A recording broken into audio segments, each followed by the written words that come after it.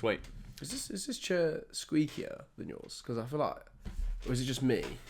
Mine's not squeaky at all. It's not really. No.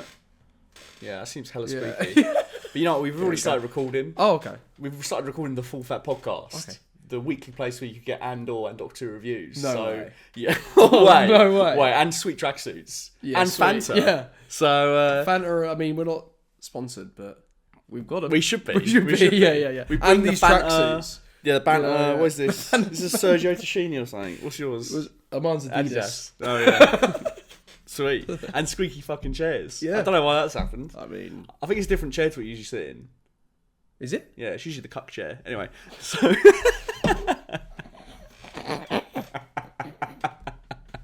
You did that on purpose. You motherfucker. That's what getting me back all those years for the weights, right? Look, these moments of genius just come to me. Is that what you call them? Delusions of grandeur. When Matt was lifting weights, I used to try and make him laugh whilst he was benching so that the weight would fall on him. And you're very good at it. You're very good at it. Like, that's why you got me back there. Mid-rep, then suddenly the shakes come on. Oh god, it's distressing. It's dangerous. Oh yeah, you still continue to do it. Yeah. I actually do a bit of gym talk. I benched a rep to failure the other day without a spotter. Yeah, puts the fear of God in you, doesn't it? Oh, I had to just like rack it, like without like pushing it out, and I was like, nah. And I was like, ooh, I don't know, maybe I shouldn't push it too hard without someone here. Yeah, it's not like machines. You can go as hard as you want, like bench, like. No, I just jump on the Smith if I'm going to try and push it. Yeah. I mean, I guess dumbbells safer, but or dumbbells as well. Yeah. That's the first time I've ever been like, ooh, because but yeah. Anyway, we're casting our tracksuits, talking about tracksuits, weights, lads. Masculinity is confusing.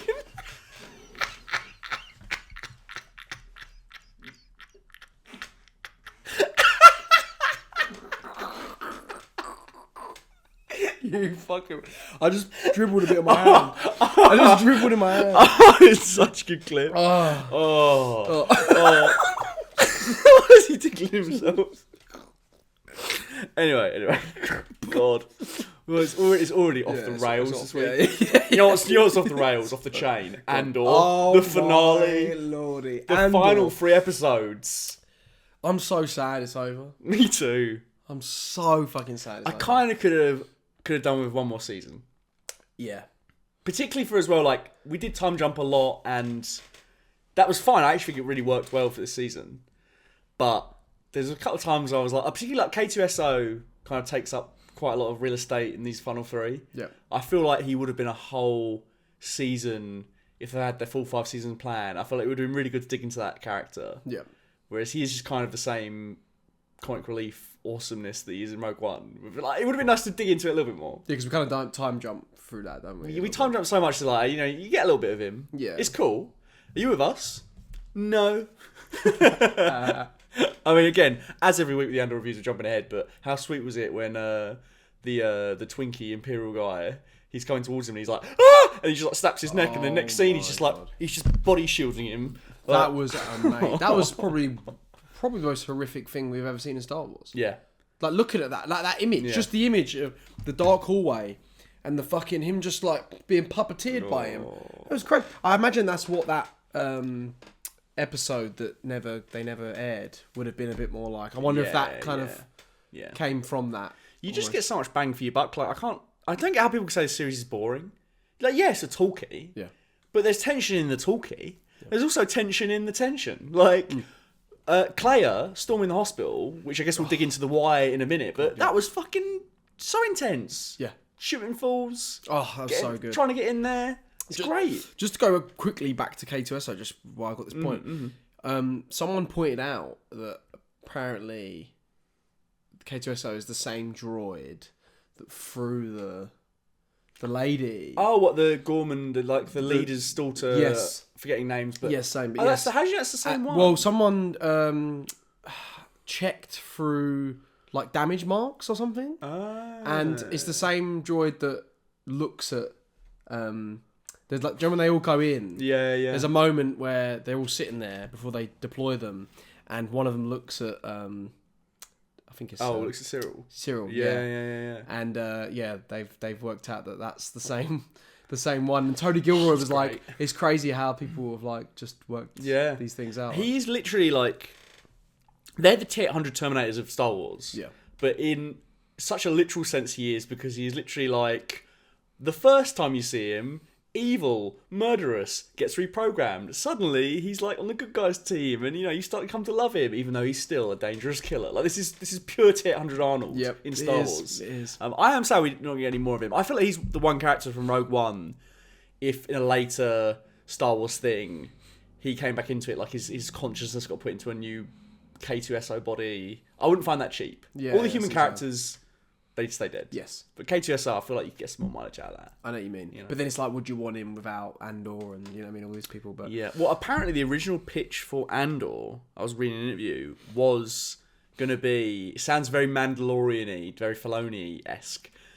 Andor and K2SO, the duo, and every week was episode different adventures. Ooh, that's a good duo. But I could totally see that being what it was. Yeah. And then Kathleen Kennedy sent the scripts over to Tony Gilroy, and he was really frank, and he was like, look, I don't think it should be this. I think it should be like more of an ensemble, more like about the building of the rebellion, and it became what it became. I mean, I'm glad he came along, because... But also, I think Kathleen Kennedy doesn't get enough credit for, like, she does listen to creatives. I think, if anything, the failings of some of the Disney era is because I think what she does is she's willing to go... Sure, yeah, do whatever you want, like a bit more. Like I think it's kind of overstated how much she would be perceived to be like tapering things off. Like I think the Filoni stuff is pure Filoni.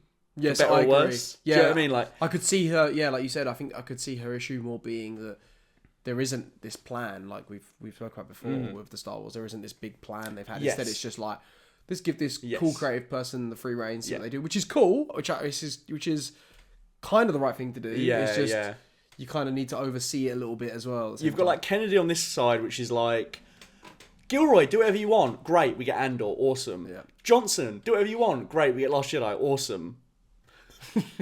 J.J. Abrams, great, do whatever you want. We get Rise of Skywalker. Filoni, do whatever you want. Oh, suddenly now this is all not hitting. Yeah. And then you have like Feige on the other side of Disney, like, got more of a steady hand on everything. Yeah. Everything kind of has this house style, which can be to its detriment, but then you also get like a more consistent quality, I'd say, than the Star Wars stuff. So it's like you got to pay for it somewhere. Yeah. It's weird. Yeah, it's true. But to go back to your point about the series kind of doing with more of it, is that while I do agree with you, I could do with more of it. I do also think that we could. There is an alternate sort of reality where we're sitting here being like, oh, do we really need that episode where we went on that adventure with this person? As much as we'd like it, and I do wonder that. It's a good thing that he's left us wanting more, even though it does. I mean, it does. That's probably the best possible place to leave us. Yeah. And maybe that's kind of the issue that most sort of TV has, is that it doesn't end into the point where we want rid of it, as opposed to just leaving before we still want it's more. just when it's at this such a high consistent level of quality. And I think it's definitely one of the best shows of the decade. Yes, for sure. Yeah. Which is insane to say about like a Star Wars spin-off show. It's not even like the main piece of the pie. It's like off to the side. Yeah. But like it's also the fact that it takes 3 years to turn around. I feel like would I have wanted to wait another 3 years for season 3? Maybe not. True. But I don't know. It's been really good. It's exceeded all expectations, and I just could have done with maybe even like a half season more, like 6 more episodes. Yeah. But I sound like a you know what I mean? Give me just a bit more Andor, please. But I think it's because you don't have any other good Star Wars sort of on the horizon that we know of yet. Yeah. There's nothing to look forward to. It's like, oh, this is the best thing Star Wars has released in maybe since the original trilogy. Some people are saying. Filoni animated. Like, I think he's overseeing them all show. That could be good. Yeah. Filoni live action, not too bothered. No, yeah. Mandalorian Grogu movie. Not sure. Sean Levy. Yeah. Gosling. So, yeah, it's all a bit like, Yeah. Whereas Andor, like, if you were like, we're actually doing 3 seasons after this fire that we just had, I'd be like, sign me the fuck up. Yeah. Hell yes. Let's keep going. For sure. But in terms of like the actual plotting of the episodes, let's go. Luthen finally got caught. Yeah. Dedra Meero's obsession with Axis finally comes to a close, and she lets her ego get the better of her. She had him, but she lets him slip through her fingers one last time. He sort of stabs himself with the ceremonial dagger. Yeah, which is great because they have a scene in the scene where they discuss whether it's real or not, and obviously we find out it's real from him stabbing himself. But yeah, no, just He also says there's 2 items of a questionable nature in the shop, and I think he's talking about them too, isn't he? Because he's obviously a pretender. The dialogue in the show is... And then she's pretending she's there for like, oh yeah, I'm gonna check out some artifacts. So they're both playing, aren't they? They're both playing. Cinema. Absolute Gilroy. Absolute Gilroy. That's fucking... It was great, wasn't it? Top notch. And then I thought it was a real interesting swing that late in a season to have like a predominantly flashback episode with Clea, where we sort of find out how their relationship come to be. And you get everything you need to know about why Luthen's so vivacious in being part of the rebellion or spearheading the rebellion, because he seemed like he was part of a massacre himself as an Imperial. And I think he'd seen that enough was enough. Like, when he keeps saying, like, make it stop, which I think is also the title of the episode, isn't it? It's like, oh. Also, I don't know about you, but I couldn't... Maybe people online have figured this out. But the outfit he was wearing reminded me a bit of the outfits that Han's wearing in Solo. You know, when he's Imperial, that kind of brown. I wonder if that was a similar... Well, it's weird, isn't it? Because like the ISB have the similar kind of armour, but in white. Yeah. I do think it's... The only thing that I think is interesting about like the sort of Imperial garb is I never feel like it's clear why is this person in full gear as a stormtrooper? Oh yeah, no. You know what I mean? Why has this person got their face out? What does like phone shop guy the stormtrooper outfit even do? Yeah. It seems like it's useful. Clay is just shooting them one hit. It's just for the drip, isn't it? Yeah.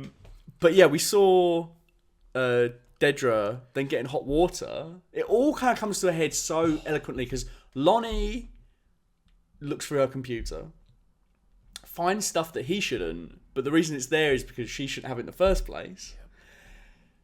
Krennic then gets wind of that. She then gets put in jail, temporary jail at that point, but where she's then questioned by him. Which is a fantastic scene. Some of my favourite Krennic dialogue. Oh, he's so good in that scene as well. Yeah. Oh, that's like it, when he says something along the... I mean, I'm going to paraphrase, but he says something like, you think like my title was sunk so far that I would care about some guy ISB agent who gets killed? Like, no, I'm here because of something bigger. Yeah, exactly. Death Star. The Death Star. Yeah. Also, when he was like, "You're either a rebel spy or you're like incompetent," and that's bad enough. Basically, then she's like, "I'm not," and he's like, "Well, if you aren't a rebel spy, you missed your calling." You missed your calling. That's an ice cold line. Good line. Yeah. And also, I just love like again we're jumping all ahead, but whatever. The fates of the Imperials in these final 3 episodes are just so perfect because it's like basically what happens is the fascists eat themselves. Dedra is eaten by Krennic, and the way Krennic treats her and the way he undermines her as her superior makes Rogue One better because that's exactly what then happens to Krennic with Tarkin. Yep. And then also Partagaz, like Krennic says to him, like, "I can't protect you." And then it's great seeing how composed he's been all series. And then when they can't stop the Claire rescue, he's like hitting the buttons and he's like starting to panic. And then he decides, I don't want to face Palpatine and Vader. I'd rather shoot myself. Yeah. Relatable. Probably his most relatable moment. Oh yeah, for sure. I would not want to stare them so down. understandable. Yeah. They'll probably do way worse to him. And also, I feel like there's almost a moment with him where he kind of looks and he's kind of realises that, because he's listening to that tape, isn't he, of from Nemec from series 1. From series 1. And I feel like there's almost a moment where it's like, fuck, maybe this guy's onto something in his last moments. Yeah. Like, I feel like the show's done that a few times where not only do these like ISB agents need to like meet their end badly, they also need to realise that what they've been doing is for nothing. And I think that's like the worst thing they could possibly... It's like humanising them in a way that like you see why they're so... from the perspective they've come from, this is like what they think is like their rightful kind of duty, and you sort of see them have to go through mental hoops to kind of continue to justify it because they know deep down it's wrong. Like I feel like after the Gorman massacre, Dedra's kind of moment, you know, afterwards where she's like by herself is kind of like also knowing that she's gotten Cyril killed and the heartbreak of that, but also being like, I just need to double down and just park this all, put it behind us. As I said to Cyril, go home, we'll be heroes, and then just forget about it. And that's exactly what she does. I love that after we got Who Are You to Cyril, even his girlfriend in these final 3 episodes never mentions him. We never see a second of her think of him. That's so true. Like, he's actually gone, dead and buried. And I think it's such a genius idea in the show that was the whole point of his arc, was that his whole life came to nothing. I think it's so apt in the final 3 episodes. We don't even mention him. He's just gone. Yeah. Like, that's just it. He's wiped off the board. Like, his girlfriend never mentions him. That's so true. You don't even feel like, I feel like it's just never even happened for her. She's so set on getting access. Like, it's just terrible. But yeah, like because we're almost inferring that, the way that her ego gets in the way of, her standing alone Luthen instead of just the ISB agents coming with her, is because of the fact that she kind of wants to be like, revenge because of Cyril. But we're only inferring that. Like, she's always been obsessed he's with not access, mentioned. isn't she? Yeah, he's not mentioned whatsoever. So it's not about that. It's about constantly.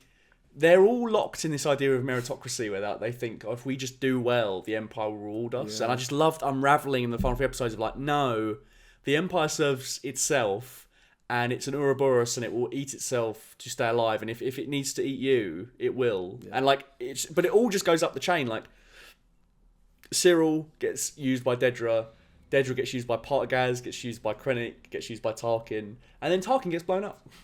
Like, it's all just like, no one's getting out.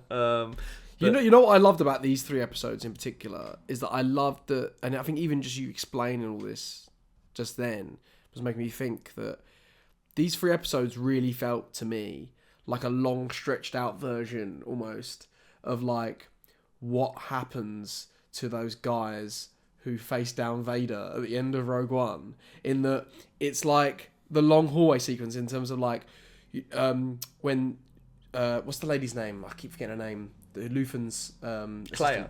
Where like Claire is like saying the words, isn't she? Like Galen Ursa, Death Star, these things, and then like that's being passed on and on. It's almost like the information they have in that Vader death scene, but across this long, and I feel like these 3 episodes, it felt like it was non-stop just getting that information to these people and trying to convince them that we need to go to this place. And I just thought that was, I don't know, maybe I'm overthinking it, but I just felt like that was, it just felt like that to me. It felt like, and they're all getting picked off as they're going. It's like a longer version, and like, well, it's like the main characters of the original trilogy are kind of where it eventually stops being that they have to pass on and burn for someone else's sunset, isn't it? Yeah. So like the amount of people that die and don't get rewarded, that's what kind of enjoy the show. I mean, most of all, more than anyone else, possibly the most important rebel hero of all time. Not Andor, Lonnie. Yes! Because here we go. He's behind enemy lines his whole fucking life, doing Luthen's bidding,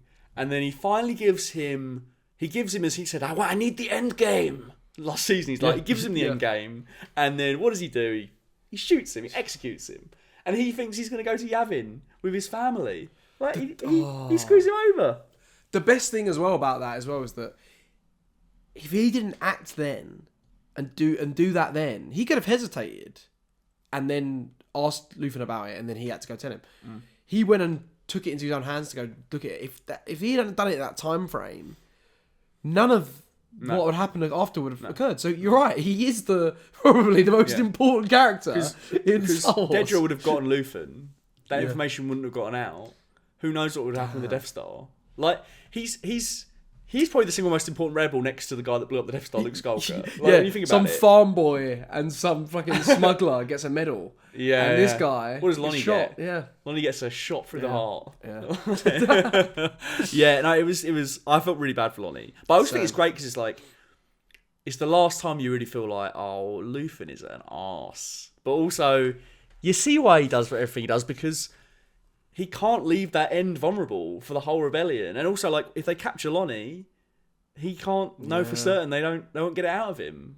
Like, and he doesn't know they're about to get captured. Yeah. I love that line where he says, "I think we used all the perfect up."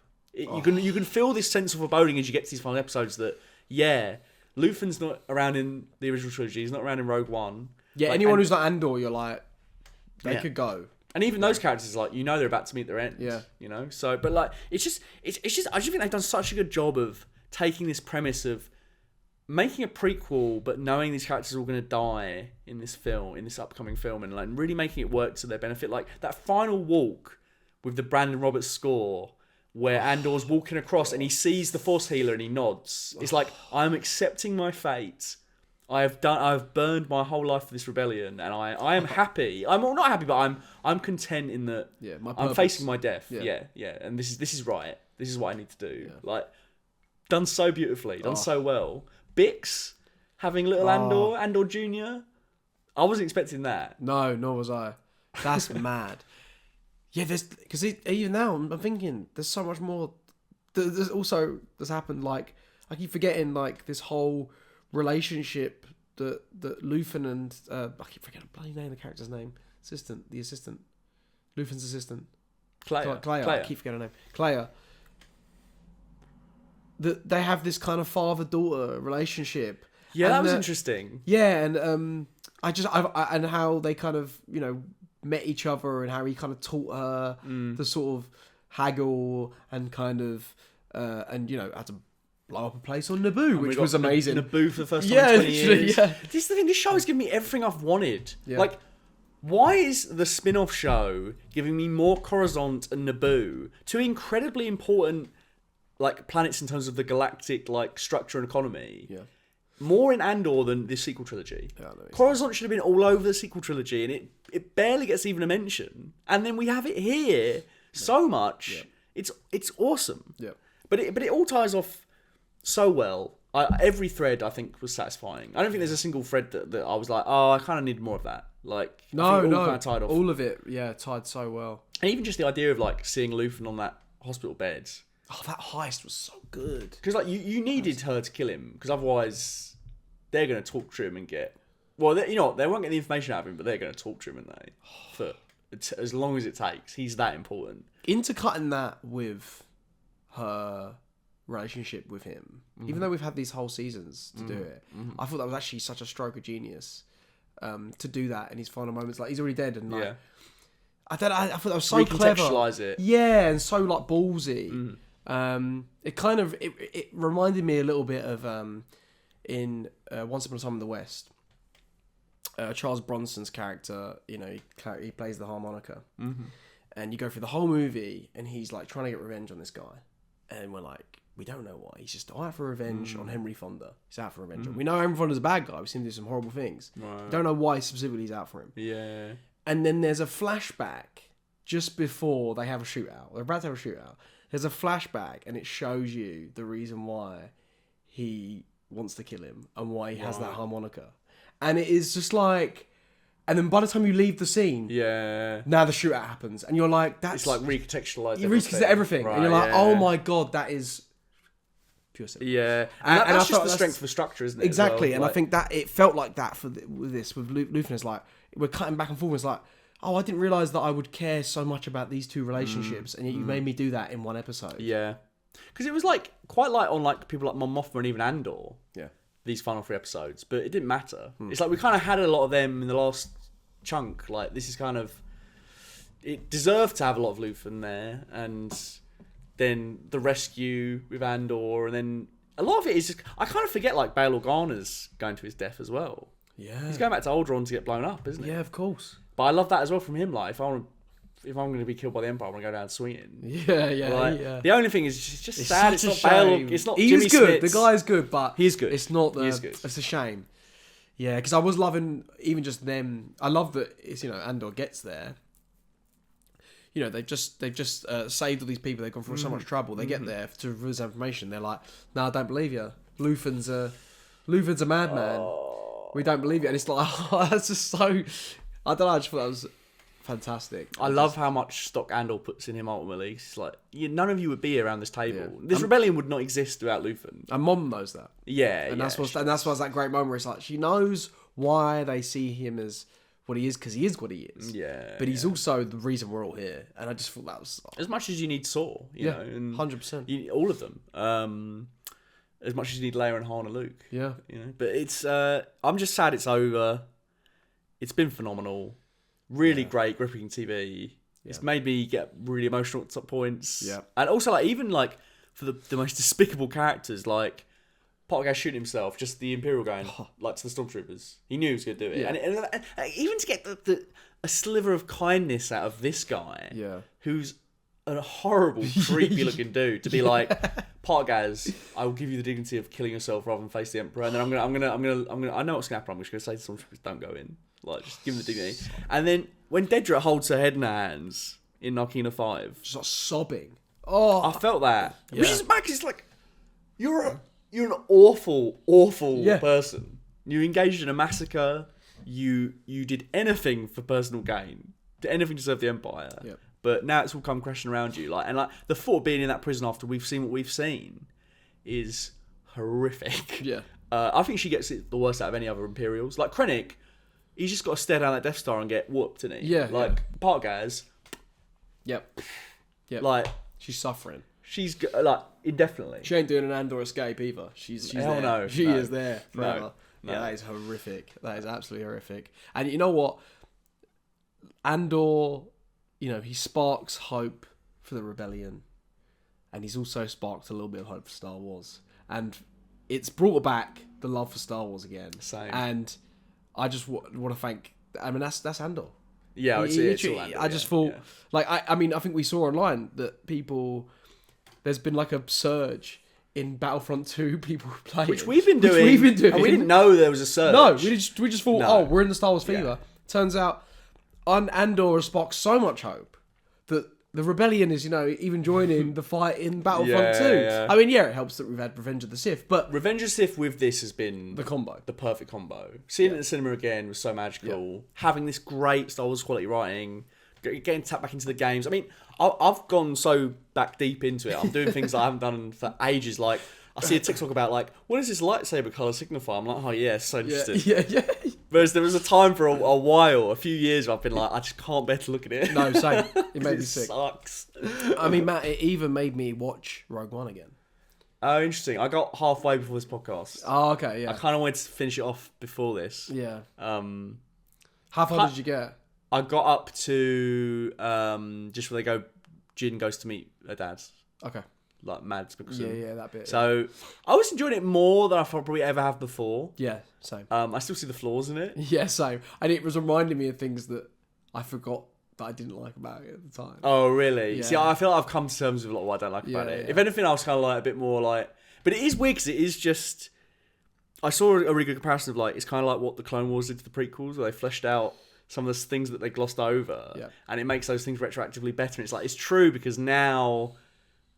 Andor's... Rogue One's got almost its own Clone Wars where, like, there's this piece of side material that's set before that now enhances it. Because now when I see Andor in Rogue One, I'm like, hell yeah! He feels like the protagonist now. Yeah, Watching yeah. Rogue One, it's Yeah. weird. Like watching it, and It I'm feels like the series finale. yeah. And I definitely enjoyed it more because of that.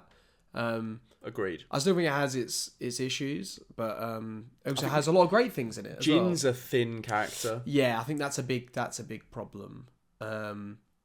Yeah, and there's. Yeah, I think it takes a while to get going as well. It does. And I think it struggles to make you care about a lot of people. You can feel that it got rewritten and redone. Yes, definitely. But also, I haven't got to the bit yet, but I just can't imagine after all these struggles from these rebels that it's going to take thief Jyn Erso, who's turned up for 5 minutes, going, what chance do we have? What choice? We need to rally together. And everyone's like, she's onto something, Yeah. people. Let's go. Yeah. Like, it's just like, I feel like everyone was all in already. Yeah, but that is true. But yeah, I can't comment fully because I haven't rewatched it. Yeah, of course. I've been busy watching Mission Impossible for the final It's got to be reckoning. done. That took precedence. Anyway, next week we'll be talking about Mission Impossible. Oh yeah. For the review. A huge thank you to Dr. Chike and Peter Vaughan for being my full fat patrons. Your contribution to keeping the channel running is immeasurable. If you'd like to join the Patreon for exclusive goodies, early releases of main videos, the podcast, video scripts, and a thank you in the credits, then please head on over to patreon.com/fullfatvideos to choose one of the paid tiers.